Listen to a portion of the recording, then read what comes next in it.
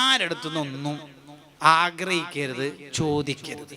നമുക്ക് അള്ളാഹു തന്നതിൽ തൃപ്തിപ്പെട്ട് ജീവിച്ചു പോവാം. അള്ളാഹ് തന്നതിൽ തൃപ്തിപ്പെട്ട് ജീവിക്കുക, യാചിക്കരുത്. നിങ്ങളോട് ഞാൻ ചോദിക്കുകയാണ്, ആരടുത്തുനിന്നെങ്കിലും എന്തെങ്കിലും കിട്ടാൻ ആഗ്രഹിക്കാറുണ്ടോ? ഇല്ല, ഉറപ്പല്ലേ? അതെ.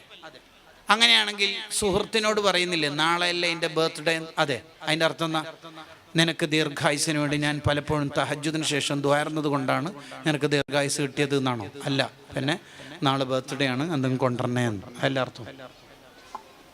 നിന്റെ ഉപ്പ ഗൾഫിൽ നിന്ന് വന്നില്ലേ? അതെ. അതിൻ്റെ അർത്ഥം എന്നാ?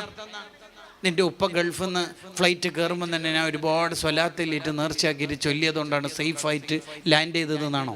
അല്ല. പിന്നെ പെട്ടി പൊളിക്കുമ്പോൾ പരിഗണിക്കുമല്ലോ എന്നല്ലേ? ഈ ആർത്തി നമുക്കൊക്കെ ഉണ്ട്. ആരടുത്തുനിന്നൊന്നും ആഗ്രഹിക്കരുത്.